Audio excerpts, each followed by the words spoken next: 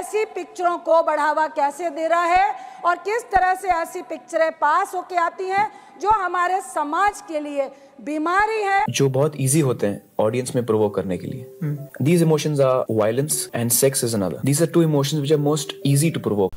जो आपने वीडियो देखा इसमें आपको दिखी राज्यसभा की सांसद और उनका ये आरोप कि एनिमल जैसी फिल्में हमारी सोसाइटी के लिए एक बीमारी है, क्योंकि हमारे बच्चे, हमारी महिलाएं ऐसी फिल्में देखने के बाद महिलाएं शिकार होती हैं वायलेंस का और बच्चे प्रेरित होते हैं हिंसा करने के लिए। तो ये जो हिंसा फैलती है ऐसी फिल्मों के द्वारा फैलती है, ये उनका कहना है। लेकिन सिर्फ उनका ही नहीं, इसके बाद जैसे आपने एक और वीडियो देखा एक्टर आमिर खान का, उनका एक पुराना वीडियो था जहां वो कह रहे थे कैसे वायलेंस और सेक्स का इस्तेमाल करके डायरेक्टर्स ईजिली जनता में अपनी फिल्मों को प्रचारित करना चाहते हैं, एक इमोशन जगाना चाहते हैं जिससे उनकी फिल्में जल्दी पॉपुलर हो जाएं। और क्या हमारी सोसाइटी की टॉक्सिसिटी जो है वो फिल्मों से बढ़ती है? क्या एनिमल जैसी फिल्म देखने के बाद छोटे बच्चे, स्पेसिफिकली 11th और 12th वाले, जैसे इनका कहना था हमारी एमपी का भी, कि ये हिंसा को अपनाएंगे और ऐसी फिल्में इनको ग्लोरीफाई करती हैं और जस्टिफाई करती हैं? तो वेलकम टू ज्ञानकोश, और आइए जानते हैं क्या ये कहना सही है कि फिल्में इंडिया में वायलेंस को पुश करती हैं। सबसे पहले अगर आप एनिमल के डायरेक्टर्स और एक्टर्स की बात करें तो ये कहेंगे कि ये फिल्म असल में सोसाइटी को एक आईना दिखाती है, it's a mirror to society, क्योंकि समाज में ऐसी हिंसा होती रहती है। और फिर अगर आप एनिमल के क्रिटिक्स की बातें सुने तो वो कहेंगे एनिमल जैसी फिल्में बढ़ावा देती है हिंसा को। और जब ये फिल्म का क्रिटिसिज्म चल रहा था तभी एक्टर आमिर खान की पुरानी वीडियो भी वायरल हुई जिसमें वो बात करें कैसे वायलेंस और सेक्स का इस्तेमाल करके लोग केटर करते हैं एक बड़े डेमोग्राफिक को, जल्दी से इमोशंस को जगा के अपनी फिल्मों को हिट कराना चाहते हैं। अगर डायरेक्टर में टैलेंट की कमी है तो तब उनको कहानी पे फोकस नहीं करना पड़ता। और दूसरी तरफ एनिमल जैसी फिल्में आज लगभग 500 करोड़ से भी ज़्यादा कमा चुकी हैं और हफ्ते भर में सारी फिल्मों के शोज हाउसफुल जा रहे हैं। अगर आप एनिमल मूवी देखें या ना भी देखें, लेकिन आपको ये तो मानना पड़ेगा कि समाज में एक वर्ग है जो एक्सपोज्ड है ऐसी विचारधारा को, जहाँ पर हिंसा को अगर ग्लोरीफाई किया जाए तो वो उसको लेके थोड़े प्रेरित हो जाते हैं। हम ये नहीं कह सकते कि फिल्मों का असर सोसाइटी पे नहीं होता। अगर हम बात करें स्मोकिंग की या ड्रिंकिंग की, तो अक्सर अगर आप देखें तो बच्चे स्मोकिंग और ड्रिंकिंग इसलिए करते हैं क्योंकि उन्हें लगता है कि स्क्रीन पे जो हीरो वो ऐसा करता है और इन चीज़ों को करके वो एक हीरो वाली फील उसके अंदर आएगी। एक पूरा वर्ग भारत के समाज का रहा है जो फिल्मों को देखकर काफ़ी ज़्यादा इंस्पायर्ड हो जाता है। लेकिन कहानी ये है वो तब होता है कि जब वो बच्चा उस फिल्म को देख सके। लेकिन एनिमल के साथ वो बात नहीं की जा सकती क्योंकि एनिमल एक 18+ मूवी है और केवल एडल्ट्स इसे देख सकते हैं। तो बच्चों को फिल्म देखना अलाउड ही नहीं है। और अगर कोई बच्चा ये फिल्म देख रहा है तो इसका मतलब हमारे रूल्स एंड रेगुलेशन में कमी है जो ऐसे हॉल में उन्हें एंटर करने दे रहे हैं। और बात रही दूसरी कि जैसे ही कोई व्यक्ति एडल्ट हो जाता है तो उसके पास एक विवेक आता है जहाँ वो डिसाइड कर पाए क्या सही है क्या गलत है। अगर हम ये माने कि सेंसर बोर्ड ही बार बार फिल्मों को बताएगा कि जनता क्या फिल्में देखें और क्या नहीं देखें और उन पर इंप्रेशन पड़ जाएगा, तो फिर एडल्ट और नॉन एडल्ट में क्या फ़र्क रहा? अगर आप एक सिनेमा को देखने के बाद ये डिसाइड नहीं कर पा रहे हैं कि आपके लिए सही है या गलत है, तो बहुत ही सोचनीय स्थिति है हमारे समाज के लिए। और रियलिटी ये है कि वायलेंस अगेंस्ट वुमेन बढ़ा है और ऐसी फिल्में कुछ हद तक ऐसा लगता है कि पुश करती हैं, दिखाती है कि एक्टर वायलेंस कर रहा है तो वो देखने में बहुत अच्छा है, उसको समाज में बहुत रिस्पेक्ट मिल रही है। लेकिन रियलिटी ये है कि हमें अपनी सोसाइटी को इस तरह बिल्ड करना चाहिए जहाँ हम डिफ्रेंशिएट कर पाएँ। अगर आप कोरियन फिल्में देखें तो वहाँ इससे कहीं ज़्यादा हिंसा आपको देखने को मिलेगी और न्यूडिटी भी काफ़ी ज़्यादा देखी जाती है जर्मनी, जापान ऐसी सोसाइटीज़ की फिल्मों में। लेकिन वहाँ की सोसाइटी इतनी परिपक्व हो चुकी है जहाँ ऐसी फिल्में को फिल्मों की तरह ही देखा जाता है। और इंडिया में होता ही है कि ऐसी फिल्मों पर रिएक्शन बहुत ज़्यादा ही आता है। जो इस फिल्म का अगर क्रिटिकल एक्लेम आप देखें तो लोगों ने पूरी तरह से इनको खारिज किया इस मूवी को और कहा कि ये फिल्म बहुत ज़्यादा वायलेंस को बढ़ावा देती है, एंटी वुमेन है अपने एटीट्यूड को लेकर। लेकिन फिर भी जनता ने इस फिल्म को देखना नहीं छोड़ा। देखिए, भारत की जनता फिल्में इसलिए नहीं देखती कि फिल्म बहुत अच्छी बनी है, टेक्निकली अच्छी है, क्या संदेश दे रही है। पहली काम होता है फिल्म का एंटरटेन करना, और जो ये फिल्म करती है। तो जो लोग हिंसा पसंद करते हैं केवल वही लोग ये फिल्म देखने जा रहे हैं, तो आप गलत सोच रहे हैं। देखिए, एक मूवी में जब वायलेंस को दिखाया जाता है तो वो हमारे कुछ इमोशंस को जगाता है। हमें उस फिल्म को देखकर ऐसा लगता है कि ये सीक्वेंस हमें एंथ्रॉल करता है, एक थ्रिल महसूस करते हैं हम। इसका मतलब ये नहीं कि कल को बंदूक लेके आप रोड पे उतर जाएं। एक मूवी आई थी जॉन विक जिसमें बहुत ज़्यादा गन वायलेंस दिखाया गया था, लेकिन क्या अमेरिका में जॉन विक को बैन कर दिया गया इसलिए क्योंकि उसमें गन वायलेंस दिखाया गया और वहाँ के बच्चे बंदूकें उठा लेंगे? नहीं, बल्कि जॉन विक एक एडल्ट मूवी थी, तो वो केवल वही लोग दिखते जो वयस्क थे, यानी जिनको इतनी क्षमता थी कि वो सही गलत में डिफरेंशिएट कर पाए। क्योंकि मैंने ये मूवी देखी है इसलिए आपको कह सकता हूँ कि कुछ चीज़ें ऐसी हैं जहाँ पर एक्सेसेस किए गए हैं। कई ऐसे संवाद हैं, कई ऐसे सीन्स हैं जहाँ महिलाओं के बारे में कैरेक्टर जो शब्द कहता है वो सही में किसी भी महिला के लिए गरिमामय नहीं है और नहीं कही जानी चाहिए। पर सच्चाई ये भी है कि इस फिल्म का जो कैरेक्टर है उसे दिखाया गया एक फ्लॉड कैरेक्टर, एक ऐसा कैरेक्टर जो एक जानवर है, इंसान नहीं है। और जब आप किसी व्यक्ति को ऐसा जानवर दिखा रहे हैं तो वो हरकतें भी जानवरों वाली ही करेगा। मैं इस फिल्म को डिफेंड तो नहीं कर रहा, लेकिन हाँ ये कहना चाहूँगा कि अगर एक एडल्ट मूवी है तो उसके पास ये अधिकार होता है कि वो किस तरह से क्या सीन दिखाए। जैसे कबीर सिंह इससे पहले इन्हीं डायरेक्टर्स की एक और मूवी थी जिसको लेकर विवाद उठा था कि एंटी वुमेन मिसोजिनिस्टिक फिल्म है, जहां पर मनोज वाजपेयी ने कहा था कि एक बहुत एक्लेम्ड एक्टर है, इनका कहना था कि ऐसी फिल्में केवल हेयर स्टाइल बदलती हैं, सोसाइटी को नहीं बदल सकती। तो वहाँ ये कहा गया था कि जिस तरह उसमें अपनी गर्लफ्रेंड को ट्रीट करते हुए उस कैरेक्टर को दिखाया गया था वो प्रेरित करता है समाज के लोगों को उस तरह अपनी गर्लफ्रेंड्स को ट्रीट करने के लिए। लेकिन फिर वही बात है कि एक मूवी जब एनिमल रिलीज होती है तो उसी के साथ सैम बहादुर जैसी एक और मूवी रिलीज होती है, तो क्या आपको लगता है कि सैम बहादुर देखने के बाद आप आर्मी ज्वाइन करेंगे? तो अगर सैम बहादुर जैसी फिल्में देखकर लोग आर्मी ज्वाइन नहीं करेंगे तो क्या एनिमल देख के लोग हिंसा करने लग जाएंगे? अगर आप एक हिंसक व्यक्ति हैं तो आप हिंसा करेंगे ही करेंगे, चाहे आप एनिमल देखने जाएं या ना जाएं। लेकिन हाँ, हमारे डायरेक्टर्स को ये ध्यान रखना चाहिए कि जब वो फिल्में बना रहे हैं तो उसका प्रभाव सोसाइटी पर क्या पड़ रहा है, क्योंकि सोसाइटी के कुछ वर्ग और स्पेसिफिकली जो टीनेजर या फिर 19-20 साल के बच्चे भी होते हैं, अक्सर वो इन चीज़ों को रियल मान लेते हैं और ग्लैमराइज हो जाते हैं इसकी चकाचौंध से। बड़े बड़े डायरेक्टर्स जैसे अनुराग कश्यप जो खुद काफ़ी ऐसी फिल्में बनाते हैं, उनका कहना है कि भारत में लोग जल्दी ऐसी चीज़ें देखने के बाद उग्र हो जाते हैं फिल्म देखने के बाद और इजीली हर्ट होके चीज़ें कहने लगते हैं। क्योंकि फिल्मों से अगर आप हिंसा बढ़ने की बात करें तो मैं फिर एग्जांपल लूँगा कोरिया का, जापान का, जहाँ उतनी हिंसा नहीं है इंडिया के मुकाबले और फिल्मों में बहुत ज़्यादा हिंसा दिखाई जाती है। हमें ज़रूरत है एज अ सोसाइटी हम देखें कि हम अपनी फैमिली में अपनी महिलाओं को कैसे ट्रीट करते हैं। हम सोसाइटी में जो ऐसी हिंसाएं रोड पे होती हैं उसको देखकर आंखें मूंद लेते हैं।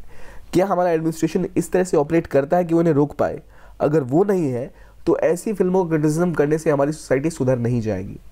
अगर आप फिल्में सारी बंद कर दें, और क्या हमें नहीं पता कि लोगों में रोडों पे लोगों को काटा जा रहा है, परिवार में हिंसा हो रही है, और क्या इसके लिए केवल एक मूवी रिस्पॉन्सिबल है और अगर मूवी ना दिखाई जाए तो शायद हिंसा ना फैले? वो गलत है। लेकिन हाँ, डायरेक्टर्स को रिस्पॉन्सिबिलिटी लेनी चाहिए। अगर ये फिल्म यूनिवर्सल होती, यू रेटेड होती या यूए रेटेड होती तो मैं ज़रूर क्रिटिसाइज़ करता इस फिल्म को, जहाँ महिलाओं के बारे में ऐसी बातें की गई है, बच्चे से देख के इस तरह से भावनात्मक रूप से सोच सकते हैं कि ऐसे ही काम करने चाहिए। लेकिन ये मूवी एडल्ट रेटेड है, इसीलिए ये तर्क इस मूवी के साथ नहीं जाता। अगर आप नॉर्मली भी इस मूवी को देखें तो आपको लगेगा कि हाँ ये एंटरटेनिंग है, लंबी है, थोड़ी दिक्कतें देती है। मैं इसका रिव्यू नहीं बता रहा आपको, लेकिन सोसाइटी में वायलेंस है। ऐसी फिल्में देखकर कोई बच्चा एक्सपोज हो सकता है, उसको लगे कि शायद ये कैरेक्टर जो कर रहा है मैं भी ऐसा कुछ करूं, मैं भी इसका अनुसरण करूं। स्मोकिंग या ड्रिंकिंग देख के लोग बहक सकते हैं, लेकिन वो बच्चे बहक सकते हैं। 18-19 साल का एक व्यक्ति अपनी एडल्ट जीवन जी चुका होता है, जहां आप अपना कॉन्शियंस, अपना विवेक डेवलप कर लेते हैं। तो ज़रूरी भी है कि भारत में सरकार लोगों को ऐसे ट्रीट ना करे कि वो बच्चे और वही बताएंगे कि क्या देखना चाहिए और क्या नहीं देखना चाहिए। कि फ्रीडम की बात आती है, जो क्रिटिसिज्म है वुमेन के बारे में वो जस्टिफाइड है, लेकिन क्या वो जो आप एग्जाम्पल सेट कर रहे हो, क्या एक व्यक्ति की जो फ्रीडम है क्या वो देखे कैसे फिल्में बनाए, क्या उसको कर्टेल कर लिया जाएगा? जो मेरे हिसाब से तो बिल्कुल कॉन्स्टिट्यूशनली भी और लॉजिकली भी सही नहीं है। अगर आप दूसरी तरफ यूपीएससी की तैयारी कर रहे हैं तो आपके लिए एक लॉजिकल और सेंसिबल चीज़ ये है कि आप अपनी प्रिपरेशन में अपने फाउंडेशंस को मजबूत करें, बेसिक्स को क्लियर करें, और जो भी चीज़ें आपको समझ नहीं आ रही उसके लिए आप बेहतर गाइडेंस लें। और इसी चीज़ को सॉल्व करने के लिए आपके लिए ओनली IAS लेके आया है एक अपॉर्चुनिटी अपने फाउंडेशन बैचेस के लिए, जो 2025 के लिए आपको प्रिपेयर करेगा। जो खास बात, आपकी जो लैग आएगी प्रिपरेशन में, जैसे आपको इकोनॉमिक्स में कुछ समझ नहीं आ रहा या 3 दिन पढ़ने का मन नहीं किया, आप क्या करें? 3 दिन बाद जब पढ़ने बैठोगे तो आपने पहले कुछ ऐसे चेक तो किया नहीं कितना कोर्स हुआ, कितना खत्म हुआ। लेकिन अगर आप कोई कोर्स ज्वाइन करके रखते हो, जैसे ये हमारा संकल्प या टाइटन है जो इंग्लिश और हिंदी या इंग्लिश में उपलब्ध है, इसको आप ज्वाइन करते हो तो आपको स्ट्रक्चर मिलेगा कैसे चीज़ों को पढ़ना है, कैसे इन चीज़ों को लेकर आगे जाना है।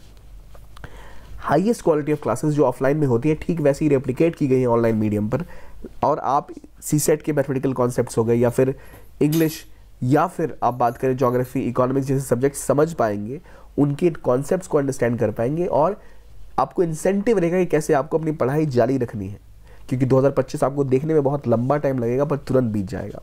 तो ये हाई क्वालिटी क्लासेस अपनी अफोर्डेबिलिटी के साथ प्रोवाइड की जाएगी इसमें, क्योंकि कोर्स केवल 10,999 में उपलब्ध है। यानी आपके पास ये बहाना नहीं है कि आपको दिल्ली जाना पड़ेगा या बहुत लाखों रुपए खर्च करने पड़ेंगे। ये कोर्स आपको प्रिपेयर करेगा आपके एग्जाम के लिए बहुत बेसिक से, और बिल्कुल बिल्डअप करेगा from foundation to the peak of your preparation. तो ये कोर्स आप ज्वाइन कर सकते हैं, इसके लिंक आपको कमेंट सेक्शन में पिन मिल जाएंगे या फिर डिस्क्रिप्शन बॉक्स में मिल जाएंगे, जो आपकी प्रिपरेशन में आपको हेल्प करेंगे। ये बात हो गई इस कोर्स के बारे में। अब बात करते हैं एनिमल ये मूवी के बारे में। तो जैसे चाहे मनोज बाजपेयी का स्टांस लो, जहाँ वो कहते हैं फिल्म में हेयर स्टाइल बदलती है, और अगर आप एक वर्ग की बात को सुन के एक फिल्म को बैन कर दो कि एक वर्ग कह रहा है इस फिल्म में वायलेंस बहुत है तो इस फिल्म को बैन कर देना चाहिए, वहीं एक वर्ग कहेगा कि इस फिल्म में हिंदू की आस्था हर्ट हो रही है तो इसको इसलिए बैन करो, कोई कहेगा इसे मुस्लिम्स की आस्था बैन हो रही है इसलिए बंद करो, कोई कहेगा स्टूडेंट्स की आस्था हर्ट हो रही है तो इसलिए बैन करो।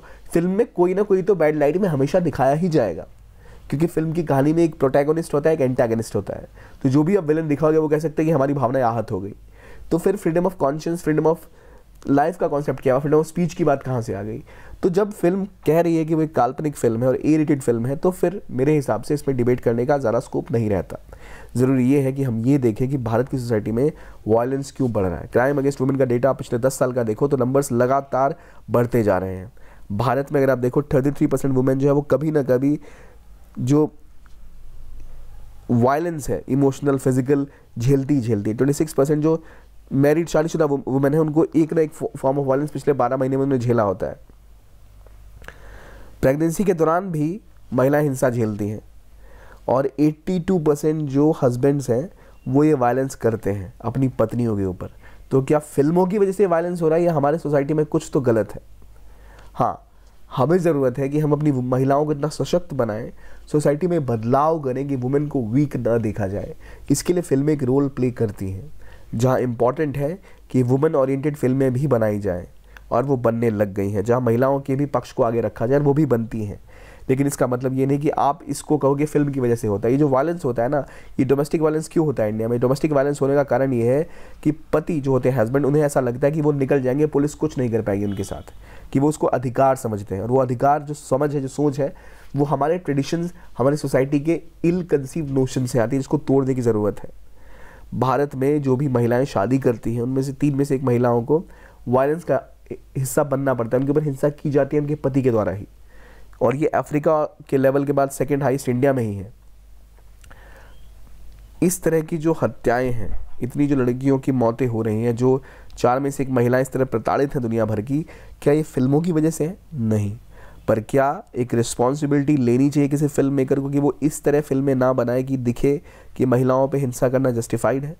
तो वो भी सही है कि थोड़ी सी रिस्पॉन्सिबिलिटी आपको लेनी पड़ेगी कि वो आप क्या दिखा रहे हैं, उसका समाज पे क्या प्रभाव पड़ सकता है। डायरेक्टर्स को सोचना चाहिए, लेकिन ये आप फोर्स नहीं कर सकते सोचने के लिए। एक डायरेक्टर के विवेक पे निर्भर है कि अगर वो एक कहानी कह रहे हैं, जो कहानी मान लो एक जानवर के बारे में है, तो उसमें वो जानवरों जैसी हरकतें ही करेगा। अगर आप किसी साधु पे फिल्म बना रहे हो तो साधुत्व वाली हरकतें ही करेगा, वो उसके वैसे ही आचरण दिखाया जाएगा। तो इसलिए रिस्पॉन्सिबिलिटी बनती है, लेकिन इवेंचुअली आखिरकार ये निर्भर करता है डायरेक्टर क्या दिखाना चाहता है, और जो वयस्क जनता उसे देखने जा रही है वो क्या देखने जा रही है।